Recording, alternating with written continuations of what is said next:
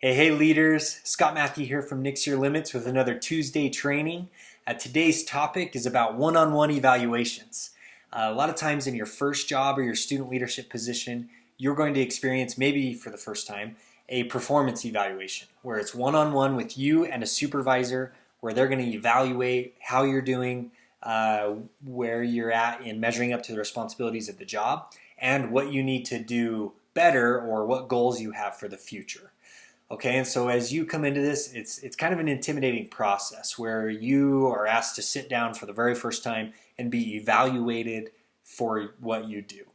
It can be intimidating. You can be nervous, you can be excited. There's a lot of different emotions that you can take. And so I just want to talk about a few quick tips of how to not only be ready for those types of things so that you can feel good about the advice or the encouragement that you're going to get, and also communicate to your supervisor a lot of confidence, a lot of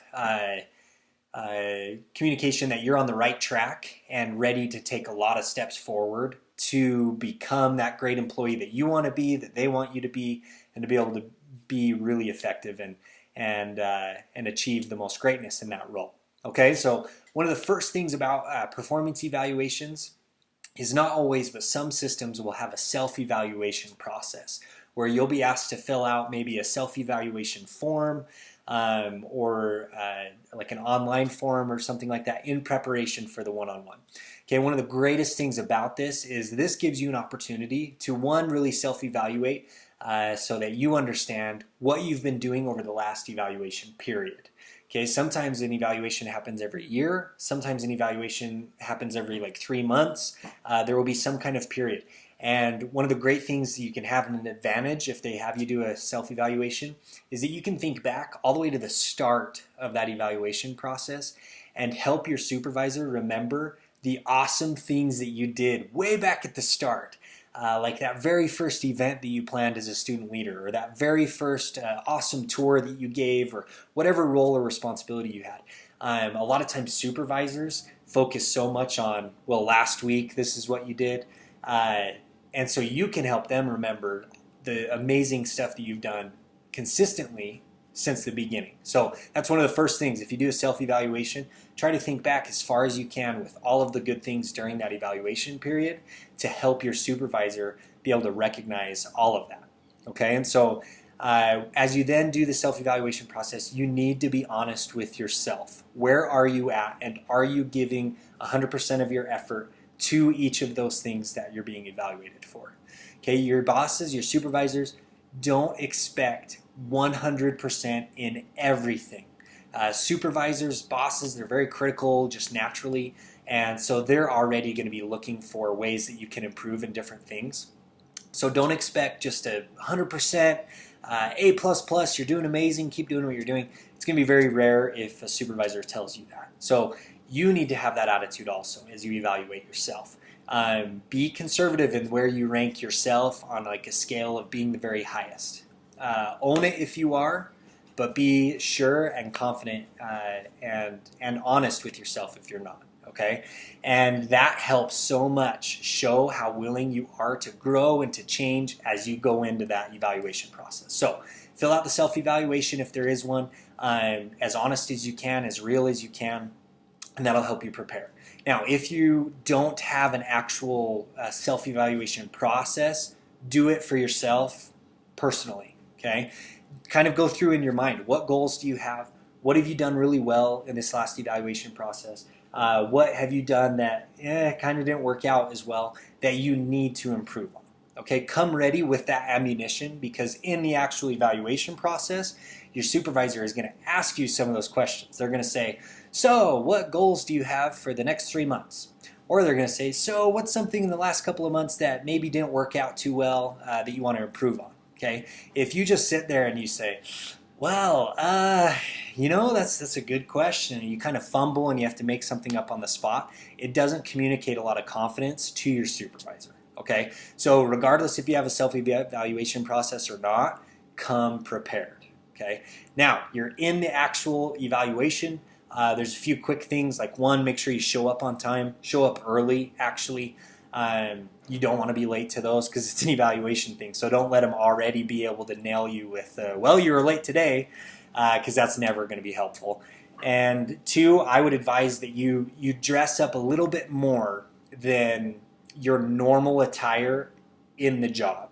Okay, it communicates to your supervisor that you're taking it seriously. So it's not necessarily, you're going all out, breaking out the tux or the suit, but just one step up above what you normally wear on the job.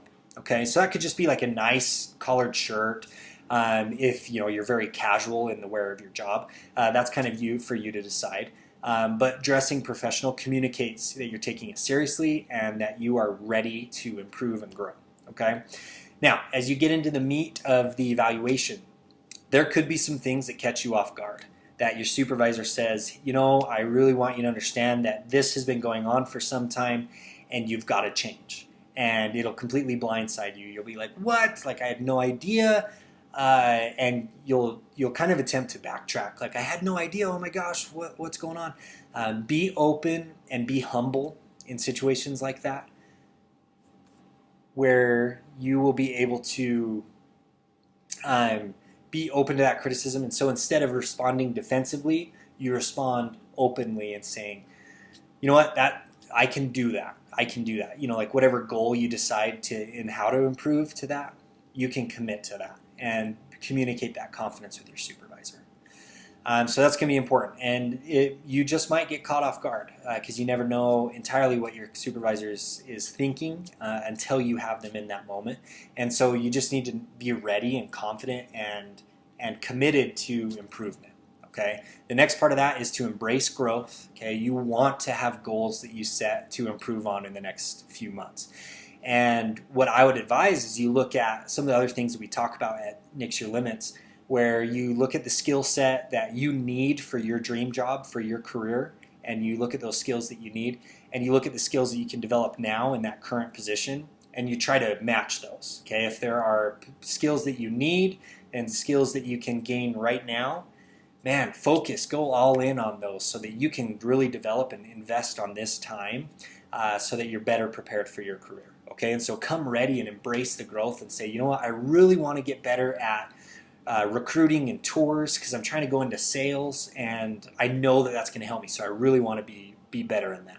Your supervisor will see that passion. They'll feel that passion that you're really invested in that role, and they're going to try and help you all they can to do that. Okay, and so embrace that growth, look for opportunities. And the last tip for one-on-one evaluations is to leave. Before you leave, you vocalize to your supervisor some action items that you're going to do. Okay, it's kind of like your closing statement. In conclusion, before you leave, you say, you know what, I really appreciate the time that you made to sit down with me and talk to me about a few things. I've learned a lot. I feel good about a lot. But here's what I'm going to do. I promise, like, I'm going to come more prepared to staff meetings or XYZ example. Okay, whatever was communicated to you of goals that you set or things that you need to improve on, communicate that back. And that shows an amazing level of confidence to your supervisor. One, it shows that you listened. Two, it shows that you're open to growth and you're actually going to do something about it. And then three, it leaves them with that last taste that you are ready to take some action and you are going to be an amazing employee. Okay, a lot of times they'll remember the last few minutes of your evaluation. That's what they go off of with their impression as they think about it later, is how it ended. So if you end it on that high note, it's going to be so beneficial for you. So that's my Tuesday training for today, one-on-one evaluations. You can make the most of your time. Go all out, nix your limits, and thank you so much for joining us.